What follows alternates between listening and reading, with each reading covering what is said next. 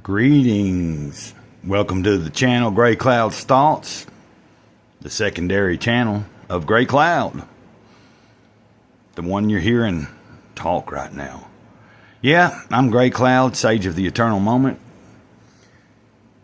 You can go check out my main channel, Gray Cloudy Day. And if I can remember, I will try my best to put a link to the main channel in the description of this video.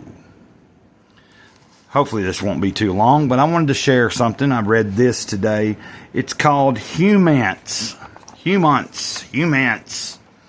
And it's something I picked up like a month ago or longer in a bin, for $1 or 50 cents. I enjoy obscure, weird, independent comics. Maybe not necessarily weird, but anything independent. I really have just always loved more, less mainstream comics. Now, when I was younger, I was big into, the DC and Marvel and all that.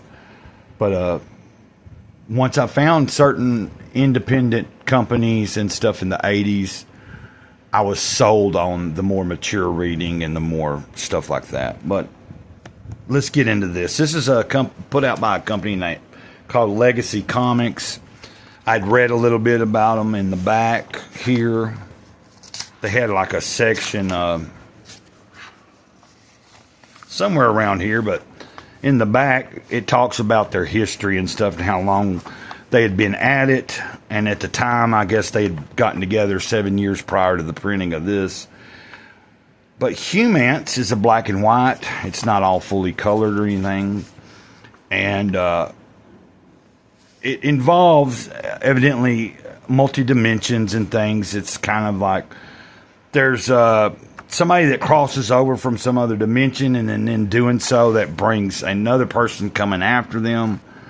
I believe the character that crossed over into our dimension is named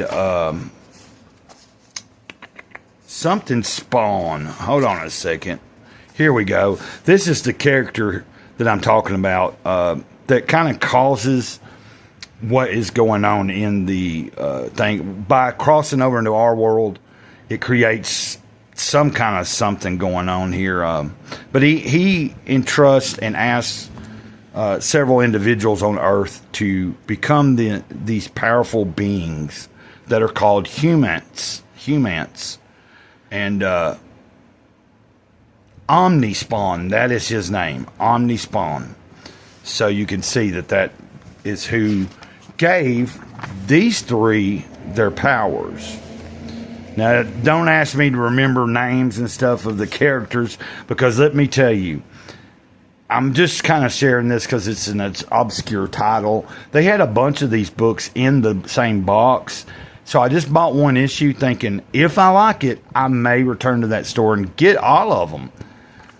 It's not bad, but it's definitely, you can tell. I mean, if I just show you the pages, look, some of the art is really cool, but then some of it's way out of whack.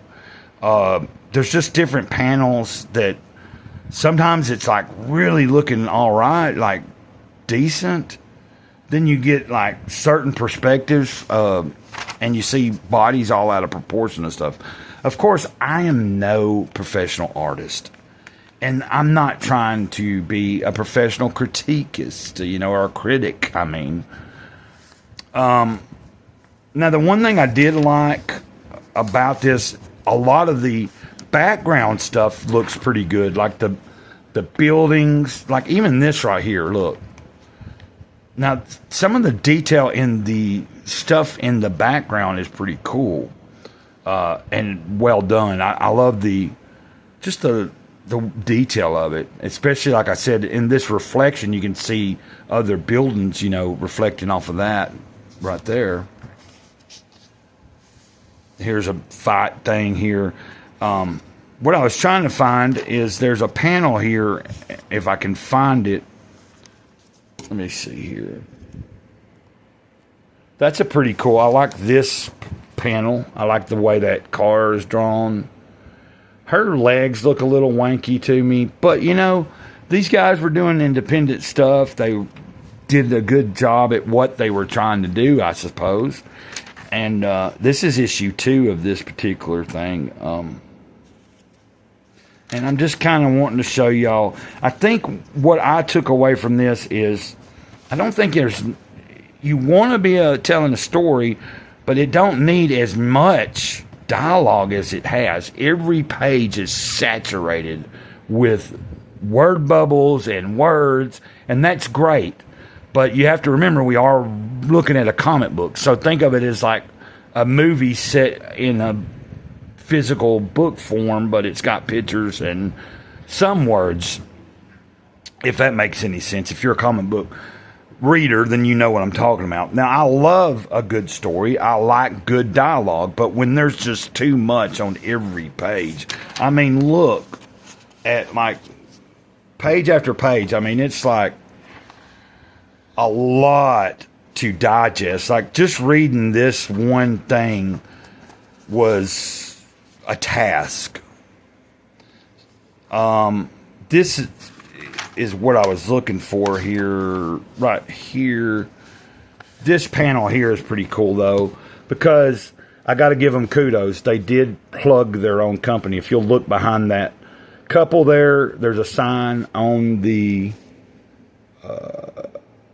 fence there, and if you'll look behind the lady's head and his head, it's a sign for whatever's going to be built there, which would be Legacy Comics, and that's the name of this comic company. So, and guys, man, like I said, I'm not a professional critic. I don't, know a lot about things. I know when I like something. I know when I don't. To get this for 50 cents or $1, it wasn't a waste. But as far as will I go back and pick up any more of the issues? Probably not. I had such a hard time getting through this one just because of it was like the reading was grueling. Some of it was all right, but when there's just so much detail in every single panel with words, it's almost hard to enjoy the art that is good. Like that right there looks fantastic. Even that looks pretty good. But then you get some things that are just, I'm trying to think of where something is off here, if I can find something. Not really seeing anything right off the bat. But this back here is where I read about their history and stuff, what the heck is going on here. It tells about the guys getting together and forming a company 7 years prior to the printing of this particular issue. I haven't done any research on the company, what happened to it, or anything like that.